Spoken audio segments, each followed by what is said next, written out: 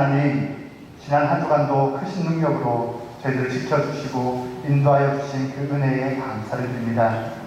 참새와 제비도 주의 제단에서 보금자리를 얻는다고 말씀하신 것처럼 오늘 저희들 이 예배의 자리에서 평안과 기쁨을 누립니다.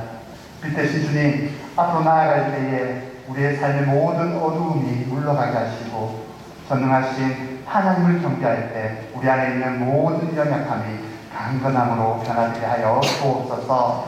우리가 드리는 찬양과 경배를 기쁘게 헌양하여 주시기를 원하오며 예수님의 이름으로 기원하옵나이다. 아멘. 함께 사도신경으로 신앙 고백하겠습니다. 나는 전능하신 아버지 하나님 천지의 창조주를 믿습니다. 나는 그의 유일하신 아들 우리 주 예수 그리스도를 믿습니다. 그는 성령으로 잉태되어 동정녀 마리아에게서 나시고 본디오 빌라도에게 고난을 받아 십자가에 못 박혀 죽으시고 장사되기에 4일 만에 죽은 자 가운데서 다시 살아나셨으며 하늘에 오르시어 전능하신 아버지 하나님 우편에 앉아 계시다가 거기로부터 살아있는 자와 죽은 자를 심판하러 오십니다. 나는 성령을 믿으며 거룩한 공교회와 성도의 교제와 죄를 용서받는 것과 몸의 부활과 영생을 믿습니다. 아멘.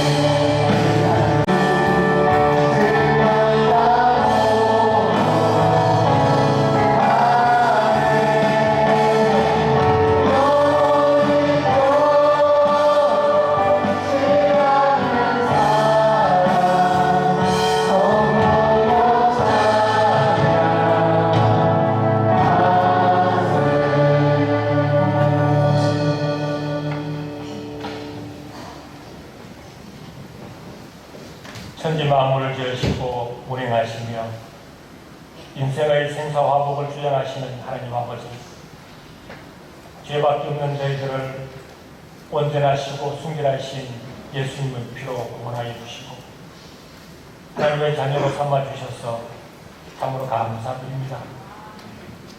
하나님께서 너희들은 세상을 살아갈 때에 정의를 행하며 이웃을 사랑하고 겸손히 나와 동행하며 살으라고 하셨지만 지난 한 주간도 돌이켜보니 이웃을 위한 사랑과 생명의 통로가 되지 못한 부족한 한 주간이었음을 고백합니다.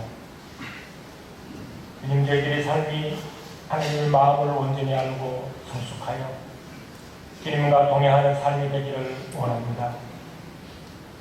인생의 수많은 문제들보다 먼저 하나님의 나라와 그 의를 먼저 구하여서 우리가 기도하는 것보다 더 좋은 결과를 주시는 하나님의 손길을 날마다 체험하고 확인하는 성숙한 믿음의 눈을 지니며 살아가게 해 주시옵소서. 무소불위한 인간 세상이 온 지구가 겪는 코로나19로 인하여 하나님을 경실히 바라보는 계기가 되기를 원합니다. 코로나19로 인하여 어림을 겪는 모든 이들의 아픔을 아신 하나님, 하나님의 평강을 이 땅에 허락하여 주시옵소서. 하나님, 미얀마와 아프가니스탄을 포함한 세계 도처 전쟁 국가와 독재 국가들의 국민들을 긍휼히 여겨주시고 주님의 백성들이 어려운 가운데서도 믿음을 지키고 예배를 이어나갈 수 있도록 함께하여 주시옵소서.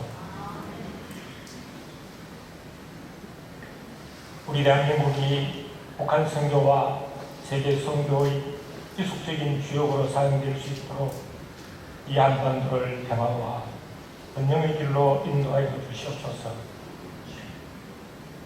말씀을 전하시는 목사님께 성령님 함께하여 주시고 이 시간 선포되는 말씀으로 모든 성도들이 하나님의 마음을 온전히 알게 되고 결단하는 능력의 말씀이 되게 하여 주시고 온 성도들이 마음모아 임모아 드리는 찬양과 헌물로 하나님께 영광 돌리기를 원합니다. 코로나로 인하여 어려운 가운데서도 오늘 진행되는 중고등부 수련을 포함하여 교회학교 여름 사역을 잘 마치게 하시니 감사합니다. 수련회를 통해서 교회학교가 더 성장하게 하시고 수고하는 교육자들과 교사들을 비롯한 여러 성도들에게 감사와 감격 다하여 주시옵소서. 전교인 성경 청독 행진과 성경 필사제료가 진행되고 있습니다. 성경을 읽고 듣고 쓰는 가운데 성령님 역사하셔서 우둔한 저희들의 마음과 생각을 맑게 하셔서 하나님의 마음을 알게 하시고 먼저 하나님 나라와 하나님의 의를 구하는 믿음의 용사들로 삼아 주시옵소서. 군복무와 일사정으로 이 시간 함께하지 못한 모든 믿음의 식구들 지켜보아 주시고 특히 명세에서 하나님의 은혜를 강구하는 성도들이 건강을 회복하여 주셔서 하나님께 영광 돌리게 하여 주시기를 감사드립니다. 주님, 다음 한 주간의 소풍으로 예수님을 인생의 주인으로 모시고 천국문에 이르도록 동행하여 주실 것을 예수님의 이름으로 기도드립니다.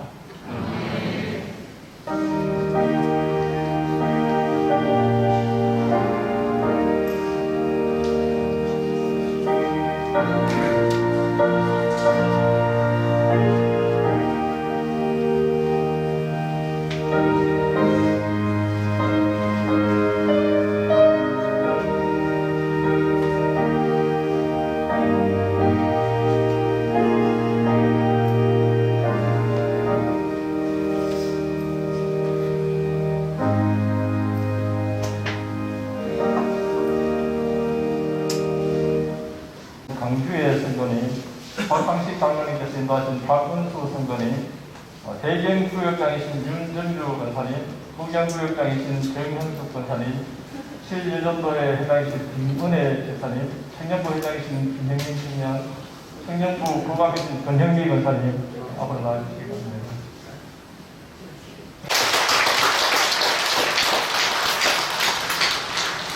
우리 축복성 같이 하겠습니다.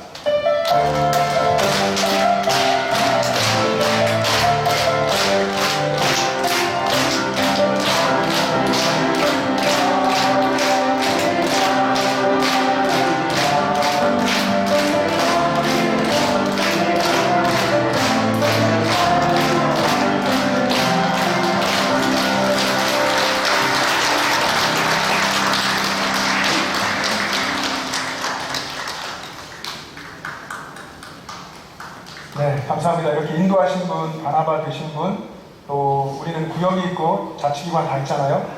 관심 가져주시고 또 잘 정착할 수 있도록, 신앙이 더 성장할 수 있도록 여러분 여러 가지 기도하며 도와주시기 바랍니다. 기도하겠습니다. 하나님 아버지 감사합니다.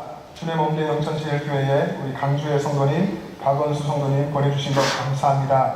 하나님 아버지, 우리가 하나님 인도하심으로 알고 감사히 우리가 맞이하고 영접하며 또 함께 하나님 나라를 이루어가는 주님 안에 새로운 가족 되게 인도하여 주시옵소서. 예배하면서 신앙이 성장하게 하시고 주님을 날마다 더 알아가도록 은혜 베풀어 주시옵소서. 감사드리며 예수님의 이름으로 기도합니다. 아멘. 인사하고 들어가실 때 박수 좋아합니다. 감사합니다. 한 시간도 여러분 말씀으로 승리하시길 바랍니다. 하나님께서 우리에게 주신 말씀은 디모데후서 2장 15절 말씀입니다.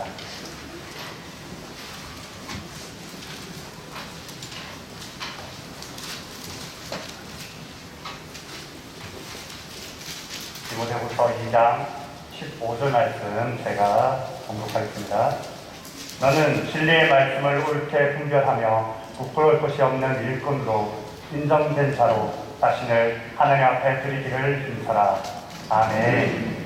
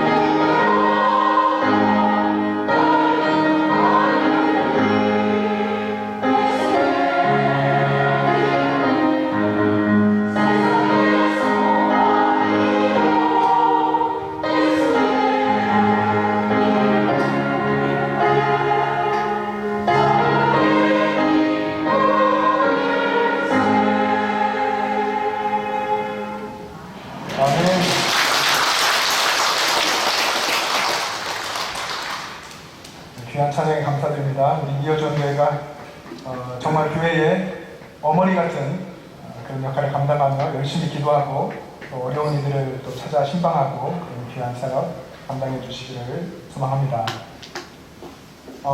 오래전 어느 교회에 있었던 일을 말씀드리려고 하는데 이 일이 실제였을 거라고 생각합니다. 여러분 한번 들어보십시오.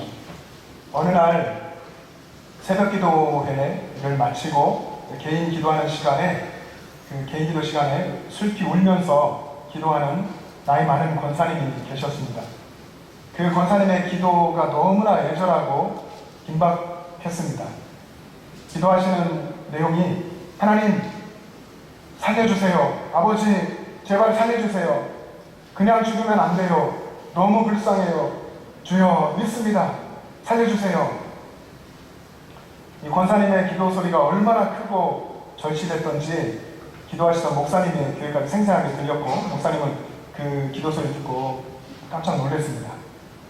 그리고 생각하시기를 분명히 이 권사님의 가족 중에서 중한 질병에 갑자기 걸렸거나 또 갑작스러운 큰 사고를 당해서 의중하신 분이 계시겠구나 생각을 했습니다. 그래서 목사님은 권사님의 기도가 끝나기를 기다렸다가 조용히 다가가서 물었습니다. 권사님, 기도하시는 중에 누구를 꼭 살려달라고 기도하셨는데 위급한 가족이라도 있으세요? 그러다 권사님은 여전히 울먹이면서 이야기하십니다. 목사님, 너무너무 불쌍해요. 꼭 살아나야 해요. 목사님도 기도해 주세요. 그러면 저도 기도할게요. 누가 그렇게 위급한가요?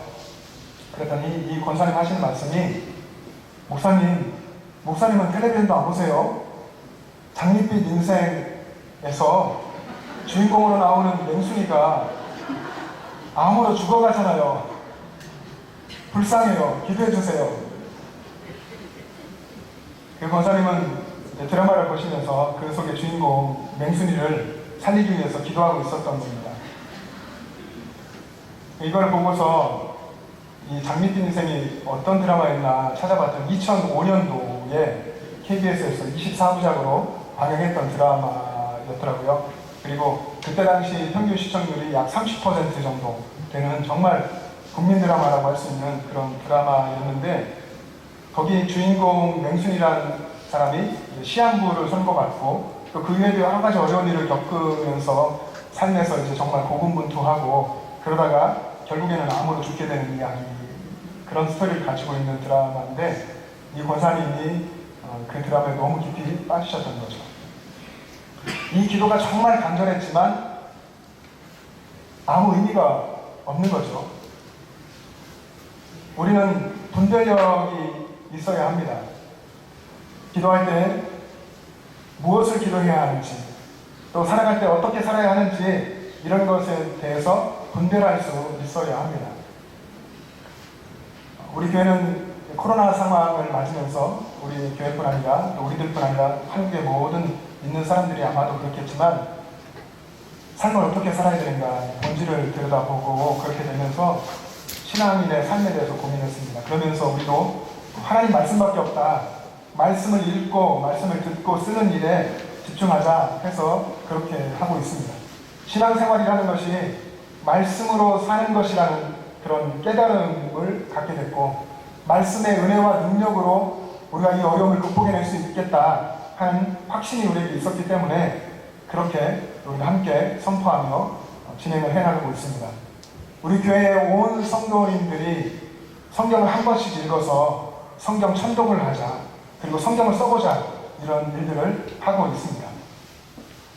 말씀을 이렇게 읽고 또 그룹 성경 통독도 하면서 말씀을 듣고 말씀을 쓰고 계신 성도님들이 그 과정을 통해서 정말 말씀을 진실하게 마음속에 새기고 받게 되고, 그리고 그 말씀을 삶에 적용하는 분별력을 갖게 되면 좋겠습니다. 말씀을 가까이 하는 성도님들이 자신의 삶을 어떻게 살아야 하는지, 어떻게 사는 것이 하나님 말씀에 맞는 삶인지, 그리고 무엇이 옳고 무엇이 그른지, 그리고 우리가 늘 만나게 되는 예기치 못한 상황들 속에서 어떤 선택을 하며 사는 것이 하나님이 기뻐하시고 원하시는 모습인지, 그런 것을 바르게 판단해내는 분별력이 우리들 가운데 있었으면 좋겠습니다. 우리가 똑같이 다 교회를 다니고 있는데요, 교회를 다 똑같이 다녀도 하나님의 뜻이 무엇인지 늘 궁금해하고 하나님의 뜻을 깨달아가는, 그래서 분별력을 가지고 있는 사람과 그렇지 않은 사람의 차이는, 좀 과하게 말씀드리면 생명과 죽음의 차이같이, 또 빛과 어둠의 차이같이 결국에 극명한 차이로 드러나게 될 수도 있습니다. 물론 처음에는 또 혹은 겉으로는 우리가 보기에는 구별을 하기가 어려울 수 있습니다. 여러분 옆에 보시면서 누가 분별력이 있는지 누가 없는지 잘 모르잖아요. 그런 것처럼 겉으로 잘 드러나지는 않지만, 그러나 결국에는 분별력이 있느냐 없느냐의 차이에 따라 그들의 삶의 방향이 하나님을 향하고 있느냐 그렇지 않느냐, 그리고 그가 걸어가는 인생의 길이 어느 길이냐 하는 것이 구별될 수가 있습니다. 그만큼 이 땅에 신앙인으로 사는 데 있어서 분별력이라는 것은 정말 중요하다 하는 것입니다. 이스라엘의 첫 번째 왕이 사울이었습니다. 사울이 사무엘 선지자를 통해서 왕으로 기름 부음 받고 하나님의 목소리를 점점 청종하지 않았습니다. 하나님 목소리 듣지 않으니까 분별력을 잃어갔고 그리고 교만하게 행했습니다. 사울이 이스라엘 왕이 된 지 2년 만에 이스라엘이 블레셋과 대치하고 전쟁 국면에 다다르게 되는 그런 상황이 됐습니다. 이스라엘 백성들이 길갈이라고 하는 곳에 사울과 함께 진을 치게 됐고, 그리고 블레셋 사람들이 수많은 군사력을 이끌고 성경에 기록된 대로 하면 해변에 모래같이 많은 병사들이 길갈 맞은편의 믹마스에 와서 진을 쳤습니다. 이 소식을 들은 이스라엘 백성들이 위급함을 깨닫고 절박해서 그들이 동굴로 가서 숨었습니다. 그리고 수풀에 숨고 바위 틈에 가서 숨고 은밀한 곳에 숨고 웅덩이에 숨었습니다. 두렵고 무서워서 그렇게 했죠. 또 어떤 이들은 아예 요단강을 건너서 블레셋 멀리 도망을 가버렸습니다. 성경에 이렇게 써 있습니다. 하나님 백성들이 블레셋이 무서워서 그렇게 했습니다. 이 상황에서 사울은 사무엘이 이스라엘에 있는 그 길갈의 진영으로 오기를 기다렸습니다. 사무엘이 정한 대로 7일 동안 기다렸습니다. 그렇게 기다리는 동안 백성들은 더 두려움에 떨면서 사울 곁을 흩어져 떠나갔습니다. 사울은 이때 분별력을 잃어버리고 결정적인 실수를 하고 맙니다. 번제와 화목 제물을 가져오게 했고, 그리고 그것을 가지고 사울이 직접 번제를 드린 겁니다. 사무엘상 13장의 이야기입니다.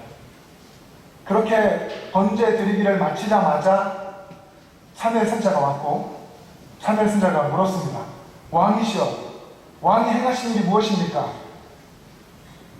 이때 사울은 자신이 행한 일을 깨달아 알고 고백하며 돌이켰어야 되는데, 사울은 이때에도 자신의 한 행동에 대해서 조목조목 사무엘에게 이야기를 했습니다. 백성이 내게서 흩어지고 있었습니다. 두려워 흩어져 떠나가고 있었습니다. 그리고 당신은 정한 날에 오지 않았습니다. 그리고 블레셋 사람들이 우리를 치러 내려올 것만 같았습니다. 그래서 부득이 제가 번제를 드렸습니다. 이렇게 사울이 하나하나를 다 이야기를 했습니다. 여러분, 이 사울의 답변을 듣고 생각하시면서 그럴 수도 있겠다, 그 상황에 그렇게 판단할 수 있겠다라고 생각될 수도 있습니다. 그러면 어느 순간 우리도 상황 중심적인 사람이 된 겁니다. 하나님 말씀 중심이 아닌 상황 중심으로. 근데 하나님은 사무엘을 통해서 사울 왕을 책망하셨습니다. 사울이 망령되이 행했다고, 그리고 하나님이 사울에게 사무엘을 통해서 주신 명령을 이행하지 않았다고, 명령대로 하지 않았다고 책망했습니다. 아마도 그렇게 말씀하셨을 것 같습니다. 사무엘이 올 것이다. 올 때까지 기다려라. 7일 동안 기다려라. 그리고 그가 오면 하나님께 번제 예배를 드릴 것이고, 그리고 하나님께서 승리하게 하실 것이다. 블레셋을 너희에게 붙여주실 것이다. 말씀하셨을 겁니다. 근데 사울은 그렇게 하지 않았죠. 스스로 번제를 드렸던 겁니다. 그래서 하나님께서는 이제 왕권을 사울을 통해서 이스라엘 나라를 영원히 세우려고 했지만, 이제는 왕권을 하나님의 마음에 맞는 사람에게로 돌리겠다라고 말씀하셨습니다. 여러분, 우리에게 분별력이 없으면 우리도 조급한 마음에 그릇된 판단을 하게 될 수 있습니다. 우리 눈에 바로 보이는 우리의 상황과 환경으로 인해서 타협해서는 안 되는 것들에 타협하게 될 수도 있습니다. 어쩌면 그렇게 때때로 살았던 것이 저와 여러분의 삶일 수도 있습니다. 이 시간 우리가 예배하면서 우리의 마음 가운데 혹시 내 마음 안에도 하나님의 뜻대로 살지 않고 내 생각대로 하려고 하는 또 다른 사울이 내 안에 있지 않는지를 돌아보았으면 좋겠습니다. 그래서 여러분의 매일의 삶 속에 하나님을, 우리의 왕이신 하나님을 하나님 되게 하는 그런 삶을 살아가기를 바랍니다. 상황과 여건이 우리에게 타협을 요구할 때에 믿음을 지키는 선택을 하고 그리고 잠잠히 하나님을 기다리고 그리고 하나님의 뜻을 따라 선택하는 그런 삶을 살아갈 수 있기를 바랍니다. 그렇게 하기 위해서 우리가 경계해야 할 것이 있습니다. 우리가 빠지기 쉬운 함정이 있다는 것이죠. 하나님의 말씀, 이 하나님의 말씀을 우리에게 자기 자신에게 유리하도록 왜곡하고 해석하는 위험이 우리에게 항상 있다는 것입니다. 그래서 늘 경계해야 합니다. 하나님의 말씀에 내 뜻을 맞추고 내 삶을 하나님의 뜻에 맞게 조정해야 하는데 그렇게 하지 않고 내 생각과 내 뜻에 하나님 말씀을 취사 선택하고 하나님 말씀을 내 안에 드리려고 하는 그런 위험을 경계하고 하나님 말씀 따라 살아가는 훈련을 계속해야 합니다. 이것이 사울처럼 되지 않는 하나님의 말씀과 뜻을 잃어버리고 망령되이 행하지 않는 그런 방법이라고 생각합니다. 우리가 사는 지금 오늘날에도 또 사울 때에도 오늘 본문이 기록된 디모데후서 바울과 디모데 이런 시대 때에도 하나님의 말씀을 코에 걸면 코걸이, 귀에 걸면 귀걸이 식으로 그렇게 여기는 사람들이 있었습니다. 이단이 그렇지라고 생각할 수 있지만 이단만 그런 것이 아니라 믿는다고 하는 성도 중에도 하나님의 말씀을 나를 위해서 이용하고 하나님 말씀을 위안거리로 삼는 그런 경우가 많이 있습니다. 바울 시대에도 이런 신앙인이 많았습니다. 그래서 바울은 자신의 영적인 아들 디모데에게 편지를 써서 당부한 것입니다. 진리를 옳게 분별해야 한다. 하나님의 진리의 말씀을 삶 속에서 디모데 너의 그 교회를 섬기는 그 사역 속에서 하나님 진리의 말씀을 옳게 분별해야 한다. 하나님의 말씀을 옳게 분별하는 분별력이 있어야 하나님의 뜻대로 살 수 있다. 라고 이야기한 것입니다. 디모데야, 내 삶에서 하나님의 말씀을 옳게 분별해야 너 자신을 부끄러울 것이 없는 하나님의 일꾼으로 하나님께 드릴 수 있다. 라고 간곡하게 권면한 것입니다. 오늘 본문 디모데후서 2장 15절 말씀인데 여러분 화면을 보시면서 같이 한번 읽겠습니다. 시작. 너는 진리의 말씀을 옳게 분별하며 부끄러울 것이 없는 일꾼으로 인정된 자로 자신을 하나님 앞에 드리기를 힘쓰라. 아멘. 하나님의 일꾼으로 하나님께 드리기를 힘쓰라. 하나님의 일꾼이 되라. 부끄러울 것이 없는 하나님의 일꾼이 되라. 진리의 말씀을 옳게 분별하며 사는 부끄러울 것이 없는 하나님의 일꾼이 되라. 이렇게 강조했습니다. 바울이 디모데에게도 일꾼이 되라고 한 이유가 있습니다. 디모데야 너도 일꾼이 되라. 이렇게 한 거죠. 바울 자신이 하나님이 일꾼이 되었다는 것, 하나님께서 자신을 하나님의 일꾼으로 세워주셨다고 하는 굉장한 자부심이 바울에게 있었습니다. 일꾼됨에 대한 감사, 일꾼됨에 대한 감격, 하나님이 일꾼 되게 하셨다고 하는 그런 기쁨과 행복함이 바울에게 있었고 그 감격과 감사와 기쁨으로 그런 사역을 지금까지 계속해 오고 있었던 겁니다.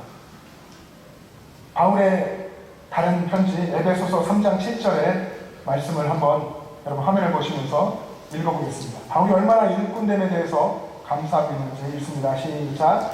이 복음을 위하여 그의 능력이 역사하시는 대로 내게 주신 하나님의 은혜의 선물을 따라 내가 일꾼이 되었노라.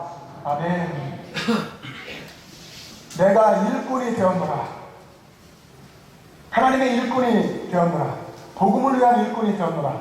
하나님의 능력이 되게 역사하셨다. 하나님의 은혜의 선물이다. 라고까지 바울이 이야기합니다. 나는 정말 죄인 중에 괴수인데 나는 예수님을 핍박하던 자였는데 나를 만나주시고 하나님의 자녀가 되게 하신 것도 너무나 감사한데 나를 이 복음의 일꾼 되게 하셨다. 바울이 이 감격을 가지고 이야기하고 있습니다. 이 벅찬 감격이 디모데에게도 있기를 원하는 마음으로 편지를 쓴 것입니다. 바울이 자신이 하나님의 일꾼이라고 이야기했고 디모데도 그렇게 되기를 원한다고 이야기했는데, 여러분, 일꾼은 질문이 있죠. 제가 군대를 제대하고 짧은 시간 막노동하는 곳에 이제 간 적이 있었습니다. 제가 일을 잘 못해서 사실 굉장히 힘들더라고요. 그래서 며칠 하지 못하고 그만뒀는데, 일꾼은 그런 질문을 가지고 있습니다.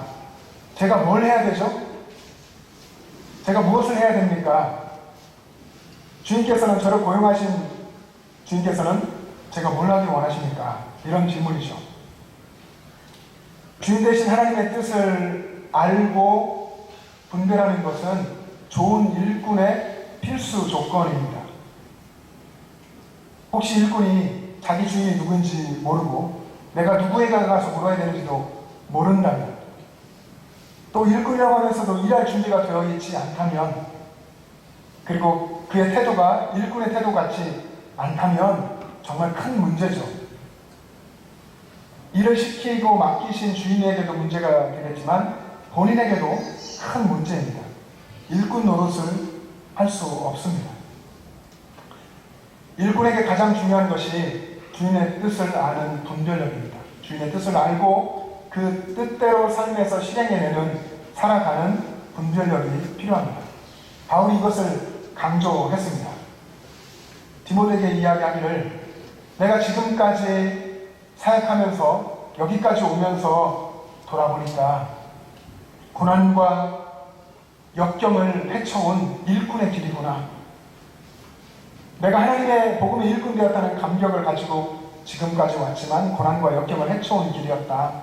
그리고 그때마다 그때의 상황마다 하나님의 진리의 말씀을, 그때 임하신 하나님의 뜻을 옳게 분별해내는 것이 너무나 중요했었다. 이 이야기를 바울이 디모데에게 하고 있는 것입니다. 분별한다고 하는 헬라어 오르도토 문타라고 하는 헬라어인데, 이 말은 곧게 절단한다는 의미가 있습니다. 마치 석공이 대리석을 정확하게 자르는 것처럼, 농부가 쟁기를 가지고 밭이랑을 곧게 쭉 갈아내는 것처럼, 그리고 경주자가 운동장에서 규칙대로 경기를 하는 것처럼, 그렇게 하나님의 말씀에서 벗어나지 않고 바르게 사는 것, 그 삶까지 포함하여서 그것을 분별한다, 분별력이 있다라고 이야기합니다. 하나님의 뜻을 삶 속에서 분별하고 그 뜻을 따라가는 것이 얼마나 중요한지 하나님께서 하나님 백성에게 가르쳐 주신 때가 있었죠. 광야 시대입니다. 이스라엘 백성들이 구름을 늘 바라봐야 했죠. 구름 기둥이 성막 위에서 떠오르면 이동할 준비를 하고, 성막들을 임무에 따라 다 챙기고 자기 장막도 걷고 구름이 가는 것을 따라서 전진해 가야 했습니다. 설령 더 오래 머물고 있고 싶어도, 여기가 좋아도 그래도 구름이 움직이면 하나님의 인도하심을 따라서 이동해야 했습니다. 또 반대로 구름 기둥이 움직이지 않으면 떠나고 싶어도 거기에 그대로 머물러 있어야 했습니다. 그렇게 하는 것, 그렇게 하나님의 인도하심을 따르는 것, 하나님의 인도하심의 사인을 알고 분별하고 따라가는 것, 그것이 하나님의 백성이다 라고 하나님이 분명하게 40년 동안 가르쳐 주셨습니다. 구름 기둥을 통해서 하나님의 뜻을 분별하고 따라가는 것. 근데 지금 우리에겐 어쩌면 이스라엘 백성들이 수천 년 전에 보았던 그 구름 기둥보다 더 확실한 것이 있습니다. 그것은 우리가 가지고 있는 이 기록된 하나님의 말씀, 성경 말씀입니다. 이미 하나님의 모든 뜻이 여러분이 가지고 있는 성경 말씀 속에 기록되어 있습니다. 여러분이 들고 다니시는 핸드폰 속에 여러분이 어플을 깔았으면 그 안에 하나님의 뜻이 그 말씀 속에 다 기록되어 있어서 우리가 언제든 우리가 마음만 먹으면 성경을 읽을 수 있고 들을 수 있고 또 자리에 앉아서 성경을 쓸 수도 있습니다. 그 과정을 통해서 우리가 하나님 말씀을 마음에 품게 되고 하나님 말씀을 가지고 살게 되고 하나님 말씀을 암송하고 살게 됩니다. 그러면서 우리에게 하나님께서 분별력을 주시는 것이죠. 그렇게 말씀을 따라서 분별력을 가지고 사는 그 길에는 헤쳐나가야 할 고난과 역경이 있습니다. 그래서 바울은 그렇게 살아가는 길을 일꾼의 길이라고 한 것이죠. 일꾼이 힘들지 않습니까? 바울은 그렇게 이야기했습니다. 헤쳐나가야 할 고난과 역경이 있기에 일꾼이라 했고, 그리고 또 군사라고 고린도후서 6장에서 이야기했습니다. 예수 그리스도의 좋은 병사, 군사다. 자기 일을 하지 않고 부르신 이의 일을 하는 군사라고 했습니다. 힘들지만 하나님의 말씀대로 따라서 분별력을 가지고 살고 그 길에 하나님의 은혜가 있고 하나님 주시는 감격과 감동과 감사가 있다라고 이야기한 것입니다. 우리는 하나님의 일꾼으로 이 땅을 살아야 합니다. 하나님의 일꾼으로 산다고 하는 것은 분별력을 가지고 세상을 거스르며 사는 것입니다. 진리의 말씀을 붙들고 진리의 말씀을 따라 이 비진리의 세상을 헤쳐나가고 역류하면서 사는 것이 진리를 붙든 하나님의 일꾼의 삶입니다. 그래서 어떤 의미에서는 하나님의 일꾼에게, 하나님의 백성에게 고난이라고 하는 것은 친구처럼 늘 곁에 있을 수밖에 없습니다. 한때 미국에서 가장 유명한 가수였던 조지 베버리 쉐아라고 하는 분이 있습니다. 이분은 시카고 방송국의 프로그램 편집 책임자였었는데, 그는 젊었을 때에 예수님을 영접하고 믿었지만 이제 인기를 얻게 되고 부를 얻게 되면서 예수님을 잊어버렸습니다. 그러던 어느 날 시카고의 어느 운동장에서 전도 집회가 열렸고 그 집회에 참여해서 설교를 들으면서 다시 마음이 뜨거워졌습니다. 그리고 그는 이런 생각을 했습니다. 나는 돈도 얻었고 인기도 얻었지만 내 인생의 목적을 잃었어. 그날 밤 그는 기도하면서 자신의 인생을 다시 하나님께 드리기로 결단했습니다. 그리고 집에 돌아왔을 때에 얼마 전에 어머니의 친구 한 분이 가사를 써가지고 여기에 곡을 좀 붙여봐라 하고 부탁했던 것이 생각났습니다. 그래서 그 가사를 찾아서 곡을 쓰기 시작했습니다. 그때 방송국에서 마침 전화가 왔습니다. 전화의 내용은 다시 우리 방송국과 전속 계약을 맺으면 이전보다 배 이상의 전속료를 주겠습니다 하는 내용이었습니다. 그는 이 부탁을 거절하면서 이렇게 말했습니다. 미안하지만 오늘 밤 저는 제 목소리를 창조주 하나님께 돌려드리기로 결정했습니다. 앞으로 제 목소리는 오직 하나님의 영광을 위해서만 쓰여질 것입니다. 전화를 끊고 난 후 하나님께서 주신 어떤 영감이 떠올라서 그 가사에 작곡을 했습니다. 그 곡이 여러분 찬송가에 있는 찬송가 94장 주 예수보다 더 귀한 것은 없네. 이 세상 부귀와 바꿀 수 없네. 바로 이 찬송가입니다. 우리에게도 이런 회복이 있기를 소망합니다. 힘들고 어려운 삶을 살면서 여기까지 오신 것도 대단하지만 지금 이 시대의 흐름 속에서 우리 신앙이 많이 약해졌고 또 때때로 하나님 잊어버리고 살 때도 많았습니다. 하나님의 놀라우신 그 은혜 속에서 우리가 잃어버렸던 인생의 목적을 다시 한번 붙잡고 살아갈 수 있게 되기를 바랍니다. 그리고 우리가 잃어버렸던 분별 없이 세상을 또 살고 믿지 않는 세상 사람들과 비슷하게 살아왔던 그런 부분들을 하나님 앞에서 회개하고 다시 한번 말씀을 통한 분별력을 붙들고 세상을 살아갈 수 있는 그런 회복이 저와 여러분 가운데 있기를 간절히 소망합니다. 그래서 하나님의 말씀을 예배당에서뿐 아니라 우리의 삶의 자리에서 옳게 분별해내고 그렇게 살아가는 하나님의 일꾼 되기를 소망합니다. 그래서 바울에게 있었고 또 디모데에게도 있었고 그리고 우리에게도 있기를 원하는 그 하나님의 일꾼됨의 감사와 감격과 기쁨과 또 행복함이 우리 가운데 정말 있기를 간절히 소망합니다. 힘든 세상으로 여러분 다시 나가시겠지만 나갈 때 거기 하나님이 같이 계시고 우리를 일꾼으로 세워주셨다고 하는 그런 벅찬 감사와 감격이, 내가 일꾼이 되었노라 하는 바울의 감사와 감격이 저와 여러분 가운데 있기를 주님의 이름으로 축복합니다. 기도하겠습니다. 사랑의 하나님 아버지, 크신 은혜를 감사합니다.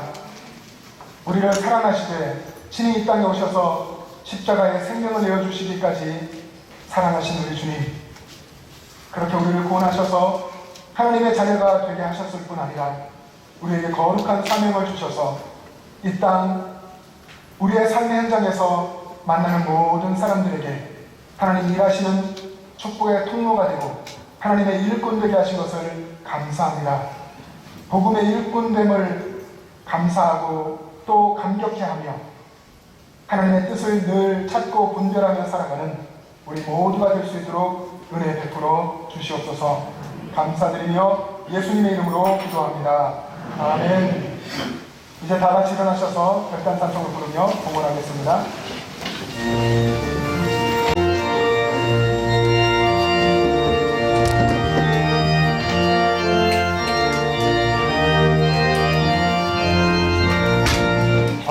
성을 향해 가는 성도들아, 앞길의 장애를 두려워하라. 나가는 길을 못 가기 전에 내 손에 능력을 꽂지 말아라. 용하기 흉내 모든 게 드리고 끝까지 달성을 이겨라. 앞으로 세상을 향해 나가세, 천천히 바라보 나가세. 모든 천사 너희를 영접하여 문 앞에 기다려서 있네. 여러분, 이제 나가 사실 여러분의 가정과 직장과 삶의 터전에서 하나님께서 일하고 계십니다. 하나님께서 또 여러분을 통해서 일하시기를 원하십니다. 여러분을 하나님 나라의 일꾼 삼아 주셨습니다. 이 하나님의 부르심을 기억하면서 하나님 말씀을 열심히 읽고 또 듣고 쓰시면서 하나님 주신 분별력을 소망하시고 그 분별력을 가지고 여러분 삶 속에서 주님을 따라 승리할 수 있기를 바랍니다. 기도하겠습니다. 하나님 아버지 감사합니다.